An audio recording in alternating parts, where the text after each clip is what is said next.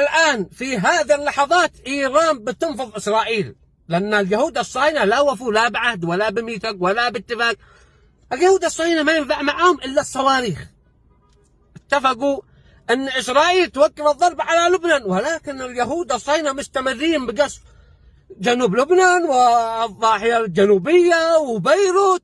في إيران الآن بتخلص إسرائيل خلص. إن شاء الله أن إيران ما عاد توقف ولا هدنة، ونشتي إيران تخلص اليهود الصهاينة، وإحنا إلى جانبكم يا إيران بما استطعنا.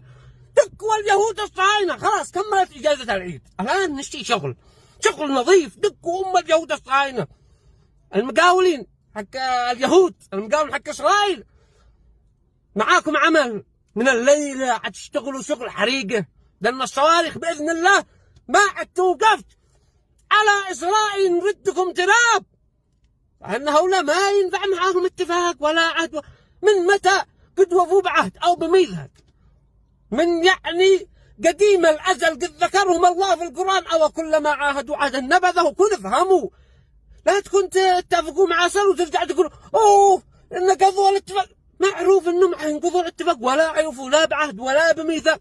فما بيش حل مع اليهود الصهاينة الا قتالهم. ورساله ونصيحه الى جميع الدول العربيه والاسلاميه والشعوب، كلكم يد واحده، واستغلوا هذه الفرصه ونمسحهم اليهود الصهاينة من الخريطه. فرصه اصبحوا اليهود هؤلاء ضعفاء، ما عادهمش نفس زمان ايام الكبر وسفك دماء المسلمين وما حد بيتجرأ يرد عليهم. لا، الان قد في من يواجه اليهود الصهاينة ومن يرد على القصف الاسرائيلي ويكشفهم.